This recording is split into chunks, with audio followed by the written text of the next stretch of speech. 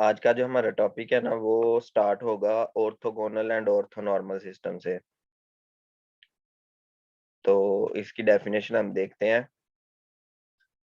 कह रहा है इनर प्रोडक्ट स्पेस जो है उसमें एक सेट होगा वेक्टर्स का u1 u2 u3 और जितने भी वेक्टर्स हैं तो उनका जो सेट होगा उसको ऑर्थोगोनल सिस्टम बोलेंगे अगर उसमें हर दो डिफरेंट वेक्टर्स जो है ना आपस में ऑर्थोगोनल होंगे।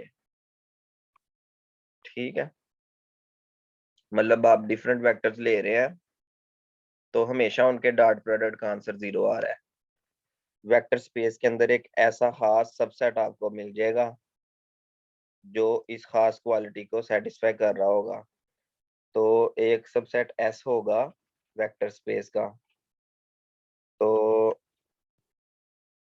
अब जैसे आपने कल पढ़ा था, ये जो पर्प है, ये जो डब्ल्यू पर्प वाला सेट था, इसमें आपने यही देखा था ना कि ये ऐसा खास सबसेट होता है, ठीक है, जिसके जिसके जो होते हैं, जिसके वेक्टर्स वी के वो वेक्टर्स जो खास इसके हर एलिमेंट के साथ वो करते हैं, ऑर्थोगोनल होते हैं। ठीक है, मतलब वी के जितने भी वेक्टर डब्ल्यू के हर वेक्टर के साथ ऑर्थोगोनल होंगे वो सारे डब्ल्यू पर में आ जाएंगे। तो ये खास सबसेट था। अब एक और बात है, ऑर्थोगोनल सिस्टम क्या होगा? तो ये भी एक सबसेट होगा। ठीक है, इनर प्रोडक्ट स्पेस का, जैसे S is a subset of V. V vector space होने के साथ साथ एक इनर प्रोडक्ट स्पेस भी है और एस के अंदर कुछ वेक्टर्स पड़े हुए हैं। अब यहाँ से आप कोई से दो वेक्टर उठा ले डिफरेंट डिफरेंट, जैसे एक आप ले ले यू आई और एक आप ले ले यू जे। तो जब आप यू आई का यू जे से डॉट प्रोडक्ट करेंगे तो आंसर 0 आएगा। हर डिफरेंट वेक्टर का आंसर अगर डॉट प्रोडक्ट का 0 आएगा तो वो एक ऑर्थोगोनल सिस्टम होगा। और अब न्यू डेफिनेशन है ऑर्थोनॉर्मल सिस्टम क्या होता है। ये बहुत जो है ना इम्पोर्टेंट चीजें हैं, ये इनमें से एक मल्टीपल चॉइस बन जाता होता है। अब ऑर्थोनॉर्मल सिस्टम ऐसा सिस्टम होगा कि डिफरेंट जो डिफरेंट होंगे वेक्टर्स, ठीक है, जैसे यू आई और यू जे, अगर आप डिफरेंट वेक्टर्स लेंगे तो आंसर 0 आएगा। अगर यू आई इधर भी यू आई दोबारा से आ जाता है तो आंसर 1 आएगा। मतलब अपने साथ डॉट प्रोडक्ट का आंसर 1 आएगा। वैसे अगर किसी वेक्टर यू का आप लेते हैं उसी के साथ डॉट प्रोडक्ट, तो मैं भी आपको बताता हूँ कि वो क्या आता है। जरा इसकी सेटिंग कर लो। ठीक है, तो जैसे ये मेरे पास एक वेक्टर u है जिसके कोऑर्डिनेट्स हैं u1 u2 u3। अब u का जब u के साथ हम इनर प्रोडक्ट लेंगे तो जनरली जो इनर प्रोडक्ट होता है वो यही होता है u1 square plus u2 square plus u3 square. ठीक है, अपने साथ जो इसका स्क्रीन डॉट नहीं नजर आ रही। जी स्क्रीन नहीं नजर आ रही, वाइट वाइट नजर आ रहा है। स्क्रीन मैंने शेयर की हुई है ना आपको, आप दोबारा ज्वाइन कर लें। सर वो नजर आ रही थी पहले, अभी आपने बैक किया ना, आगे आगे। वो इंटरनेट स्लो होगा आपका, इंटरनेट स्लो होगा। बहरहाल मैं आपको ये बता रहा था कि वैसे अगर आप u डॉट यू करते हैं तो आंसर आपका ये आता है। और किसी इन एन ऑर्थोनॉर्मल सिस्टम, किसी ऑर्थोनॉर्मल सिस्टम मतलब ये एक खास सबसेट होता है। ठीक है, ये एस जो है ना ये सेट है, इसी सेट को ऑर्थोनॉर्मल सिस्टम बोलेंगे। ये सबसेट होगा वेक्टर वेक्टर स्पेस में, मींस के इनर प्रोडक्ट स्पेस वी का, कि इसमें अगर आप यू डॉट यू करते हैं तो आंसर 1 आता है। और अगर आप u डॉट v करते हैं तो आंसर 0 आता है। मतलब सेम वेक्टर्स का आंसर हमेशा 1 आएगा, s के अंदर होंगे वो, और डिफरेंट वेक्टर्स का आंसर हमेशा 0 आएगा, जिसको आप नोटेशन में ऐसे लिखते हैं, इनर प्रोडक्ट की नोटेशन में, u dot v, u comma v। ठीक है, तो ये दो बेसिक डेफिनेशंस थी ऑर्थोगोनल सिस्टम की और ऑर्थोनॉर्मल सिस्टम की। इसमें अगर किसी ने कुछ पूछना है तो वो पूछ सकता है, फिर हम आगे चलते हैं।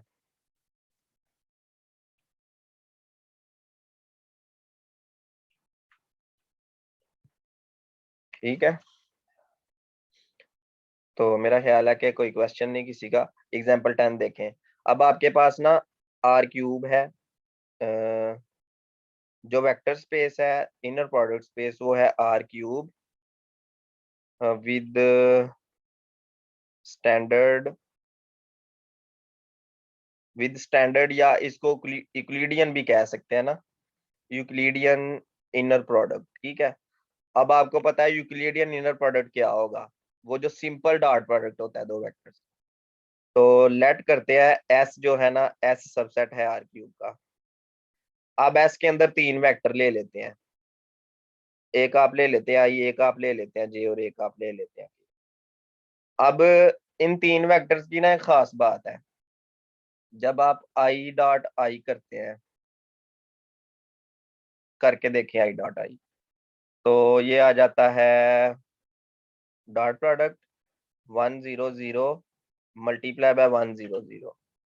तो डॉट प्रोडक्ट स्टैंडर्ड में यही होता है, पहले को पहले से मल्टीप्लाई किया, दूसरे को दूसरे से मल्टीप्लाई किया, और तीसरे को तीसरे से मल्टीप्लाई किया। तो सेम सेम थे तो आंसर 1 आ गया। अब आप आई डॉट जे जरा करें डिफरेंट का, तो ये आ जाता है आई डॉट जे, तो ये आ जाए 100 और डॉट प्रोडक्ट विद 010।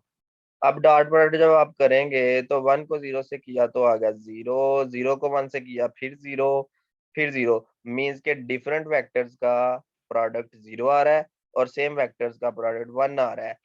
तो एक सेट में अगर हर दो वेक्टर्स, यहाँ पे तीन वेक्टर्स है ना, मतलब पॉसिबल कॉम्बिनेशंस बनेंगे, सेम के लिए आई आई बन जाएगा, जे जे बन जाएगा, और के बन जाएगा, और डिफरेंट के लिए आई जे आई के और जे के। ठीक है, तो ये आपके पास पॉसिबल कॉम्बिनेशंस बन सकती हैं। तो आपने सारे पॉसिबल कॉम्बिनेशन चेक करने होते हैं किसी भी सेट को, इनर प्रोडक्ट स्पेस के सबसेट को चेक करने के लिए कि वो ऑर्थोगोनल सिस्टम है या ऑर्थोनॉर्मल सिस्टम है। ठीक है, अब आगे चलते हैं। आपने एक चीज याद रखनी है कि जो ऑर्थोगोनल सिस्टम होता है उसमें सेम वेक्टर्स का प्रोडक्ट 1 हो जरूरी नहीं होता, लेकिन ऑर्थोनॉर्मल सिस्टम में सेम वेक्टर्स का प्रोडक्ट 1 होना जरूरी होता है। आगे देखिए जरा। इसी तरह R4 में आपके पास 1 2 3 और 4, ये 4 वेक्टर्स हैं। अब आपने चेक करना है कि इन 4 वेक्टर की वजह से ये जो सेट है, ठीक है ना, ये जो सेट बना हुआ है, ये इसकी ओपन ब्रैकेट है और ये यहाँ पे आके ये क्लोजिंग ब्रैकेट है। तो इस ब्रैकेट के अंदर जो 4 वेक्टर्स हैं, क्या ये वेक्टर्स ऑर्थोनॉर्मल सिस्टम बनाते हैं या ऑर्थोगोनल सिस्टम बनाते हैं? तो आप कोई से दो वेक्टर ले लें, उनका प्रोडक्ट करें, जैसे हम u1 u2 का करते हैं यहाँ पे ही। तो 1 इंटू 3 आ गया 3, -1 इंटू 1 आ गया -1, 1 इंटू -1 आ गया -1, एंड -1 इंटू -1 आ गया -1। तो ये आ गया 0। इसका मतलब है डिफरेंट वेक्टर्स का जो प्रोडक्ट है वो 0 आ रहा है। शकील अहमद आप स्क्रीन पे लिख रहे हैं, और सेम वेक्टर का जरा करें जरा, सेम वेक्टर का प्रोडक्ट करें।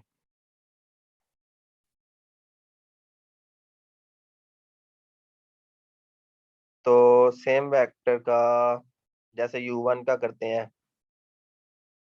1 स्केयर 1, -1 स्केयर फिर 1, और फिर 1 स्केयर 1, और फिर -1 स्केयर 1 1 1। 1।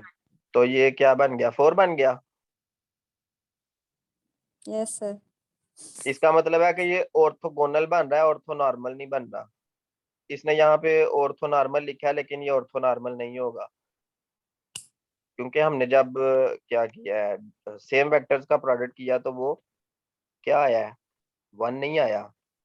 इसलिए हम कह सकते हैं कि ये ऑर्थोनॉर्मल नहीं है, ऑर्थोगोनल है। इसी तरह आप एग्जांपल्स, आपको जो है ना इंटीग्रेशन की फॉर्म में भी इनर प्रोडक्ट का फार्मूला मिल सकता है। असल में इनर प्रोडक्ट का जो फार्मूला होता है ना, वो उस फार्मूला को आपने डॉट प्रोडक्ट के तौर पे यूज करना होता है। ठीक है, जैसे ये एक फार्मूला है, आपको दो फंक्शन दे दिए जाए, आपने उन दो फंक्शंस को इस फार्मूला में पुट करके चेक करना है कि क्या जैसे 1 और cos t है, 1 और cos t को जरा चेक करें। मतलब कि इसमें मैं लिख देता हूँ 1 और जी ले लेते हैं जी cos t। अब ये दो हमारे पास है, वेक्टर ही हो गए ना, क्योंकि ये इनर प्रोडक्ट स्पेस के एलिमेंट है तो इनको वेक्टर भी कह सकते हैं। अब आपने इसको -π से π तक चेक करना है, cos ऑफ t। एफ और जी लिखना होता है ना, तो 1 cos ऑफ t और ये डी टी आ गया। अब cos ऑफ t को जब आप इंटीग्रेट करेंगे तो आपके पास sin t आ जाएगा, -π to π and sin π is 0 and minus minus plus, minus फार्मूले का and sin -π is minus sin π plus sin π is again 0। So ये 0 हो गया।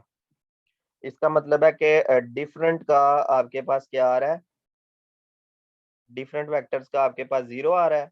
अगर आप सेम वेक्टर लेते हैं, जैसे cos t ले लेते हैं 2 बार, तो मुझे उम्मीद है कि ये आपके पास -π से π cos स्क्वायर ऑफ t बन जाएगा।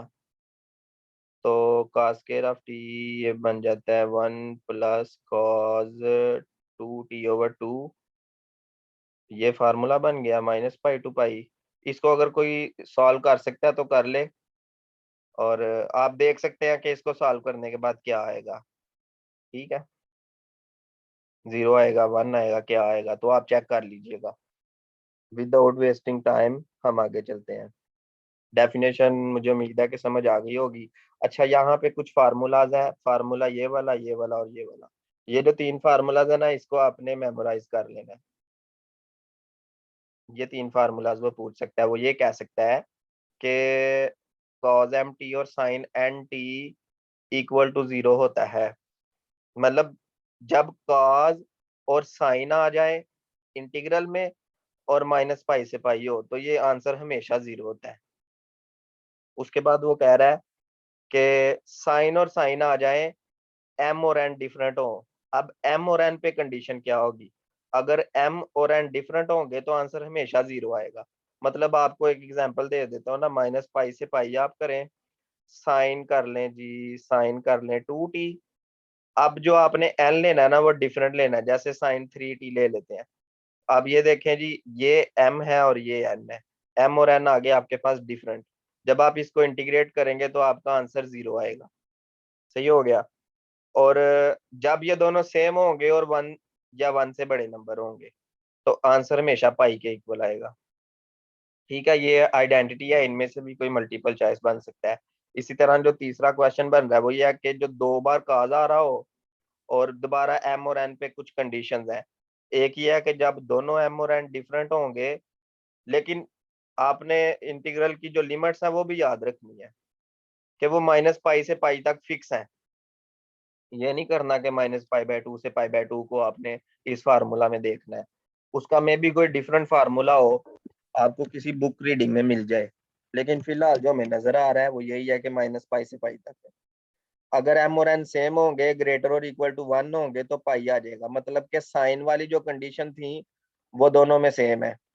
ठीक है, और साइन वाली में 0 वाली नहीं थी। अगर m और n 0 के इक्वल होंगे तो आंसर 2 पाई आएगा। सही हो गया, ये काज वाले में। आगे चलते हैं, आप इसको सॉल्व करके देख सकते हैं किसी एग्जांपल से।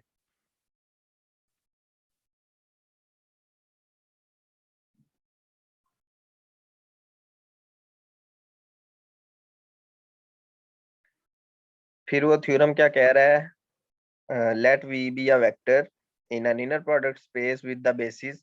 ये बेसिस वेक्टर्स हैं। अच्छा, बेसिस में कितने एलिमेंट्स हैं, यहाँ पे हमें नजर आ रहा है n एलिमेंट्स हैं।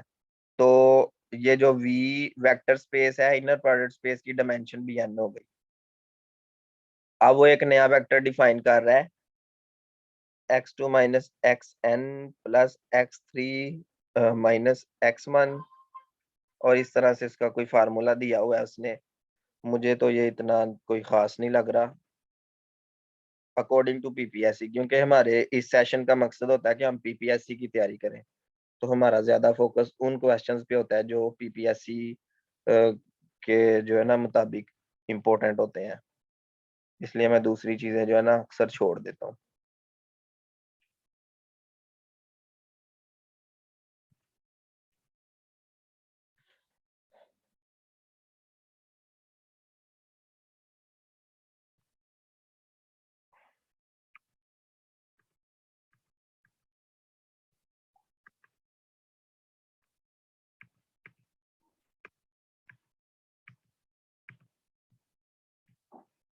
इसमें कुछ खास इम्पोर्टेंट चीजें भी आएंगी जिनके बारे में मैं आपको अभी बताता हूँ। ठीक है जी, बुक को थोड़ा जूम कर लेते हैं।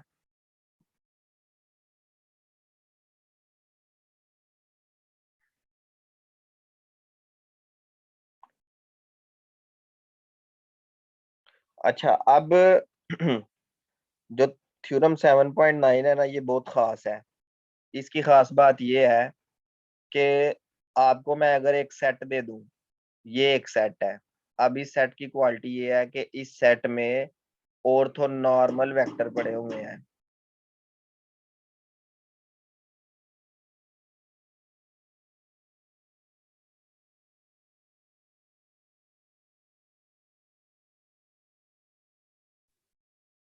तो यहाँ पे ऑर्थोनॉर्मल सिस्टम है,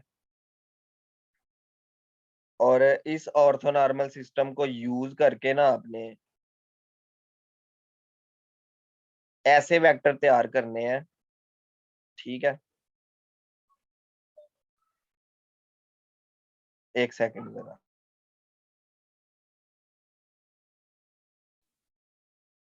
आपने ऐसा वेक्टर तैयार करना है जो हर इस यू को क्या हो, ऑर्थोगोनल हो। मतलब ये ऑर्थोनॉर्मल सिस्टम है। एक वेक्टर हम क्या करेंगे, डब्ल्यू तैयार करेंगे जो इस U1 के भी क्या होगा, ऑर्थोगोनल होगा। इस U2 के भी क्या होगा, ऑर्थोगोनल होगा। और चलते चलते ये सारे वेक्टर्स के ऑर्थोगोनल होगा। ठीक है, अब उस W का क्या फार्मूला है। आपने भी कोई वेक्टर ले लें वेक्टर स्पेस का। अच्छा, असल में ना ये जो रिलेशन बन रहा है, मैं इसको थोड़ा सा मजीद एक्सप्लेन करता हूँ। आपके पास एक वेक्टर स्पेस है, वेक्टर स्पेस में कुछ वेक्टर्स हैं। ठीक है, और एक इसका आप सबसेट ले लें, आ सबसेट U1, U2, U3 से लेके UN तक। अब ये एक ऐसा सबसेट है जो लीनियरली इंडिपेंडेंट है, और जो ये सेट है V का सबसेट होने के साथ साथ ये एक ऑर्थोनॉर्मल सिस्टम है। अब आपको मैंने ऑर्थोनॉर्मल सिस्टम की अभी थोड़ी देर पहले ये डेफिनेशन बताई है कि सेम वेक्टर होगा, मतलब अगर UI और UI होगा तो इसका आंसर 1 आएगा। अगर UI और UJ होगा तो इसका आंसर 0 आएगा। ठीक है, सेम वेक्टर का आंसर 1, डिफरेंट वेक्टर का आंसर 0। तो ये ऑर्थोनॉर्मल की क्वालिटी है। तो ये जो सबसेट है V का, ये सबसेट है V का, जो ये वाला है ना। अब इस सबसेट को आपने यूज करना है इसके किसी वेक्टर के साथ। कोई वेक्टर लेने, एनी वेक्टर, ये V के हर वेक्टर के लिए ट्रू होगा। यहाँ पे जितने भी वेक्टर्स पड़े हुए हैं, आप इनमें से कोई एक वेक्टर उठा ले। लेट्स से कि हम कोई V उठा लेते हैं V में से। ठीक है, अब इस वेक्टर को आप यूज करेंगे V माइनस। ठीक है, V माइनस V का आप ले ले U1 के साथ इनर प्रोडक्ट और इस, अब ये देखें जब आप इनर प्रोडक्ट करेंगे आपके पास कोई नंबर आ जाएगा, इस नंबर को जब आप इस वेक्टर से मल्टीप्लाई करेंगे तो अब ये सारा क्या बन गया, वेक्टर। ठीक है, उसके बाद फिर आप इसमें प्लस करेंगे v और u2 और ये कोई फिर नंबर आ गया, इस स्केलर को आपने u2 से मल्टीप्लाई कर देना है। उसके बाद आपने लास्ट तक इसमें टोटल n वेक्टर्स हैं, तो आपने n वेक्टर्स तक इसको ले जाना है, चलाते जाना है और ये आ जाएगा v। अब v फिक्स किया हुआ है, जब भी आपने कोई भी वेक्टर स्पेस का कोई भी v लेना है ना आपने, तो उस v को थ्रो आउट फार्मूला इस इक्वेशन में आपने एज इट इज यूज करना है, वी एन तक, सॉरी यू एन तक, और यू एन बाहर आ जाएगा। आप देखें ये वेक्टर है, ये फर्स्ट टर्म भी वेक्टर है, ये सेकंड टर्म भी वेक्टर है, और एंड तक सारे ही वेक्टर्स हैं, ये ब्रैकेट थी। तो जब आप वेक्टर्स को ऐड करते हैं फिर वेक्टर में से माइनस करते हैं तो आंसर में दोबारा से कोई वेक्टर आ जाता है। तो जो वेक्टर ने इसके आंसर में जो वेक्टर आ रहा है उसको आपने वेक्टर डब्ल्यू लिखा हुआ है। अब वेक्टर डब्ल्यू की क्या क्वालिटी है, क्वालिटी ऑफ डब्ल्यू वेक्टर, जो आपने डब्ल्यू वेक्टर नया क्रिएट किया है, ठीक है, ये न्यू वेक्टर आया ना, न्यूली क्रिएटेड, इस वेक्टर की ये क्वालिटी है कि डब्ल्यू का अगर आप u1 के साथ इनर प्रोडक्ट करें तो आंसर 0 आएगा, डब्ल्यू का आप u2 के साथ इनर प्रोडक्ट करें तो भी आंसर 0 आएगा। मतलब कि डब्ल्यू का ये जो ऑर्थोनॉर्मल सिस्टम था, इसके हर वेक्टर के साथ इनर प्रोडक्ट क्या बन गया, 0, मतलब कि डब्ल्यू उस पूरे सेट के ऑर्थोगोनल हो गया। ठीक है, तो ये इस थ्योरम का ये मकसद था कि किसी भी ऑर्थोनॉर्मल सिस्टम के लिए कोई एक ऐसा वेक्टर तैयार करें जो उस सिस्टम के हर वेक्टर का क्या हो, 90 डिग्री पे पड़ा हो, ऑर्थोगोनल हो। तो ये थ्योरम है। अब इसमें बड़े बहुत से क्वेश्चन बन सकते हैं, डब्ल्यू का क्या फार्मूला होगा, ठीक है, डब्ल्यू का ये फार्मूला होगा, जो डब्ल्यू इस फार्मूला से जो वेक्टर आ रहा है वो वेक्टर इस सिस्टम के क्या होगा, ऑर्थोगोनल होगा। ठीक है, या वो ये कह सकते हैं कि ऑर्थोनॉर्मल सिस्टम है और कोई भी इस ऑर्थोनॉर्मल सिस्टम में जो वेक्टर होते हैं वो सारे क्या होते हैं, वो लिनियरली इंडिपेंडेंट होते हैं। ठीक है, तो अब आगे चलते हैं।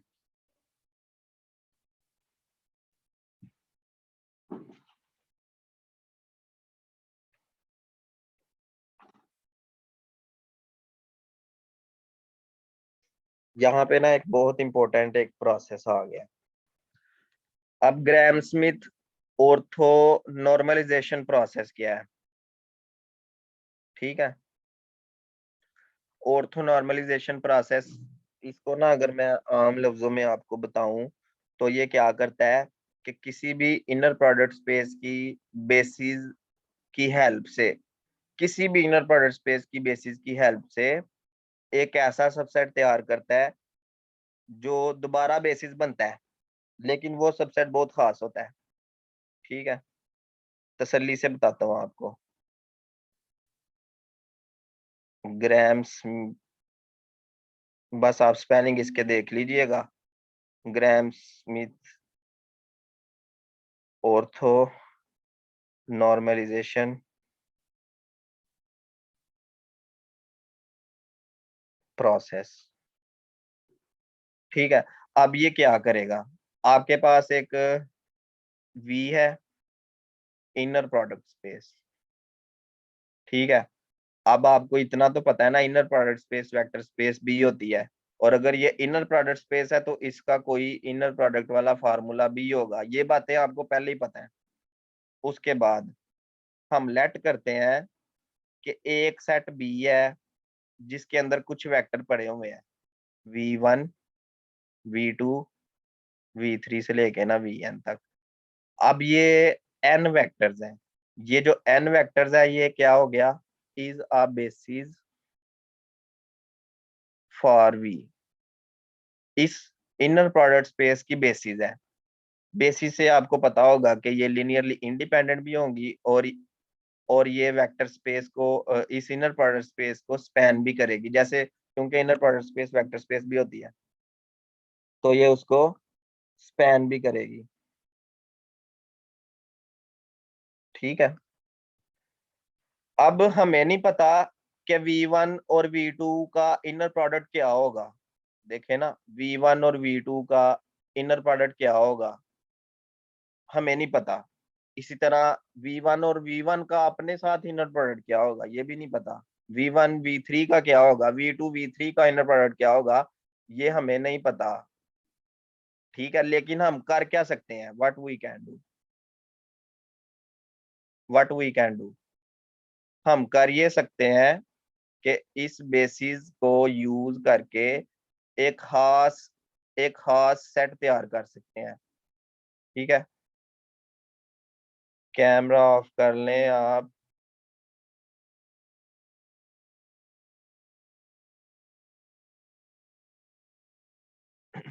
ठीक है, तो हम इस बेसिस को यूज करके एक ऐसा खास सबसेट तैयार कर सकते हैं जो इस इनर प्रोडक्ट स्पेस की बेसिस दोबारा से बेसिस बन जाएगा, लेकिन वो ऐसा नहीं होगा, इससे डिफरेंट सेट होगा।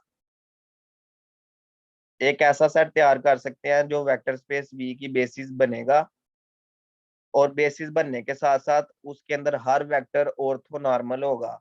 मतलब कि हम एक ऐसा न्यू सेट, ठीक है, न्यू सेट तैयार कर लिया हमने जिसमें वेक्टर u1 है, वेक्टर u2 है, वेक्टर u3 है और un तक वेक्टर्स हैं।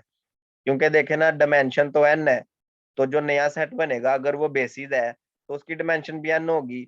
और ये सेट, अब इस सेट की दो क्वालिटीज हैं, ये इस वेक्टर स्पेस की बेसिस भी है और ये सेट, इस सेट के हर दो वेक्टर्स अगर सेम है ui तो उनका इनर प्रोडक्ट आ रहा है 1, और अगर डिफरेंट है uj और इनका इनर प्रोडक्ट आ रहा है 0। अब देखें, यहाँ पे तो हम कुछ नहीं कह सकते थे कि ये जो बेसिस वेक्टर्स हैं v1 v2 का आंसर क्या होगा, लेकिन यहाँ पे हम विदाउट नोइंग देयर वैल्यूज हम ये जानते हैं कि जो नया सेट हमने तैयार किया होगा उसके हर दो डिफरेंट वेक्टर्स का जो इनर प्रोडक्ट है वो 0 आएगा और सेम वेक्टर्स का इनर प्रोडक्ट 1 आएगा। और ये हम 100% जो है ना श्योर होंगे। सही है, तो इसको अब तैयार करने का प्रोसेस क्या होगा। जो आपने नया वेक्टर तैयार करना है, u1 का फार्मूला ये है। इसी तरह w2 का फार्मूला ये है। w2 को u2 में यूज करना है, मतलब पहले u1 तैयार किया, फिर w2 तैयार किया, फिर u2, u1 के बाद w2, फिर u2, u2 के बाद आपने w3 तैयार करना है, w3 के बाद u3 तैयार करना है। ठीक है, u हमेशा जो है ना W ओवर W की मैग्नीट्यूड होगा, मतलब W2 ओवर W, क्या लिखा हुआ है ये मुझे थोड़ा क्लियर नहीं नजर आ रहा, मैं यहाँ से आपको ये प्रोसेस दिखा देता हूँ। चैप्टर नंबर 7 में होगा, असल में उसकी रेजोल्यूशन ठीक नहीं ना।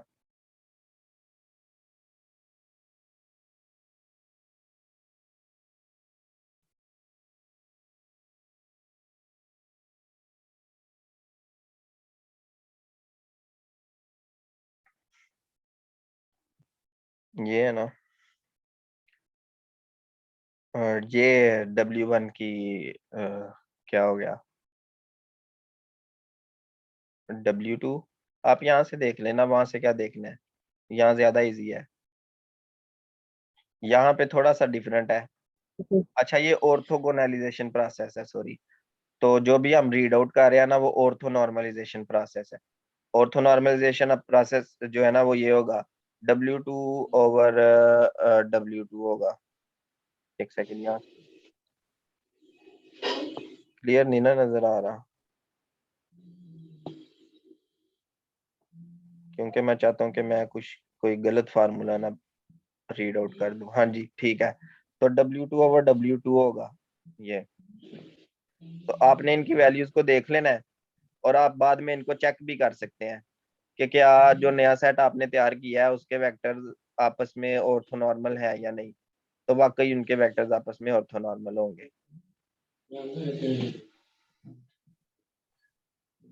ठीक है। अब ये फॉर एग्जांपल आपके पास एक क्वेश्चन है, वो कह रहा है कि ये 1 2 3 ये 3 वेक्टर है R³ के अंदर और ये बेसिस है, ये हमें पता है, ये कंफर्म है।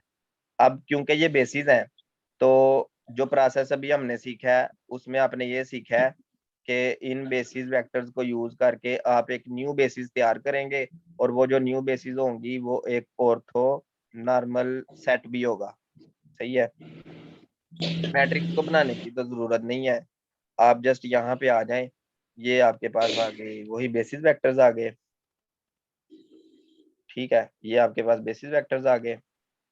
फार्मूला वही है, U1 तैयार किया, कैलकुलेट किया, ये आ गया। W2 के फार्मूला में वैल्यूज पुट की, W2 आ गया। और फिर U2 कैलकुलेट किया, W2/W2 की मैग्नीट्यूड से डिवाइड करके जो भी आंसर आएगा, फिर W3 कैलकुलेट करेंगे, इसका जो भी आंसर आएगा। असल में हमारा कंसर्न ये है कि जो नया सेट तैयार किया है, अब देखें इस सेट की क्वालिटी क्या है, ये बेसिस है। बेसिस का मतलब है कि इसके वेक्टर्स को यूज करके आप R³ के अंदर जितने भी वेक्टर है ना उनकी लीनियर कॉम्बिनेशन बना सकते हैं। ये पहला फैक्ट हो गया। दूसरा फैक्ट ये है कि ये लीनियरली इंडिपेंडेंट है। तीसरा फैक्ट ये है कि ये एक ऑर्थोनॉर्मल सेट है, ऑर्थोनॉर्मल सिस्टम है। कोई से दो वेक्टर्स का प्रोडक्ट कैलकुलेट करें, जैसे ये इन दोनों का करते हैं, इसको जब इससे मल्टीप्लाई करेंगे, जब इसको इससे मल्टीप्लाई करेंगे तो आपके पास आ जाएगा -2/18 स्क्वायर रूट। और जब इसको इससे करेंगे तो +1/18 स्क्वायर रूट। और जब इसको इससे करेंगे तो ये आ जाएगा +1/18 स्क्वायर रूट। तो ये -2 और +2 क्या होगा, 0/18 स्क्वायर रूट। तो ये 0 आ गया। जब आप पहले का और तीसरे का करेंगे तो भी 0 आएगा। और सेम वेक्टर का जब आप इसके अपने साथ करेंगे प्रोडक्ट, जैसे इस पहले वेक्टर का इसी के साथ प्रोडक्ट करते हैं, तो आपके पास 1/3 + 1/3 + 1/3 और ये square root, sorry square root नहीं आएगा, बस ऐसे ही आएगा। तो ये आ जाएगा 3/3 और ये आपके पास आ जाएगा 1। सही हो गया। किसी ने कुछ पूछना है इसके बारे में?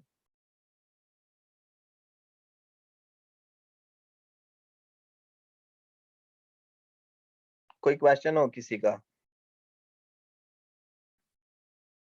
जी कोई क्वेश्चन हो?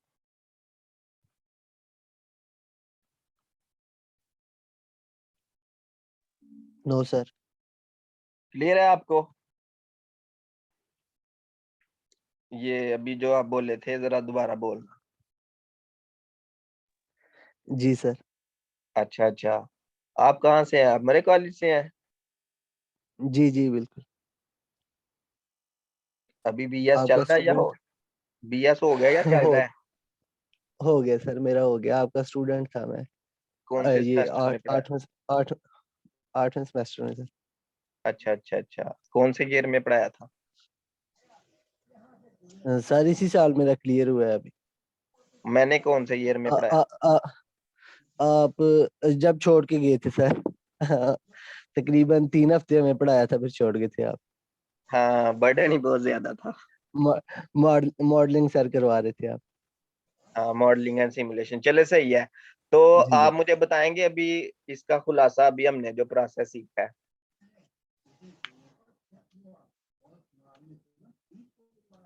थोड़ा सा बताएं जरा। जी सर, अभी तो ऑर्थोगोनल और ऑर्थोनॉर्मल के बारे में हमने सीखा, और इसके बाद ये ग्रैंड स्मिथ जो पढ़ा है हमने फार्मूला। हाँ तो हाँ, ये इस तो सर फार्मूला सिंपल को है, इसी क्या फार्मूले में। किया है? जी जी सर, इसी फार्मूले में हमने वैल्यूज वगैरह पुट करके तो आंसर फाइंड कर दिया। और तो नहीं, एंड पे चेक किया कि वैल्यू पुट जी जी करना बहादुरी नहीं होती, हमने जो काम यही किया तो वो बताएं। हमने पता क्या काम किया है? जी हमने किसी बेसिस को यूज करके ना तो एक न्यू बेसिस तैयार की है जिसका हर वेक्टर ऑर्थोनॉर्मल है। जी जी सर बिल्कुल। बात समझ आई है? जी हाँ, ये हमने काम किया है। जी ये सर, अभी तो इंटरव्यू में इनर भी। प्रोडक्ट पे भूल गया हूँ मैं काफी। आज लेक्चर मेरा पहला था आपका। अच्छा अच्छा, चले कोई बात नहीं। लेकिन बड़ी बात है कि आपने फिर भी थोड़ा बहुत हमें बताया, ये बहुत बड़ी बात होती है। अभी मैं दोबारा लिंक सेंड कर रहा हूँ, टाइम जो है ना 40 मिनट्स हो चुके हैं, तो फिर आगे हम डिस्कस करते हैं। ठीक है, आप सब रेडी रहिएगा, मैं लिंक सेंड कर रहा हूँ।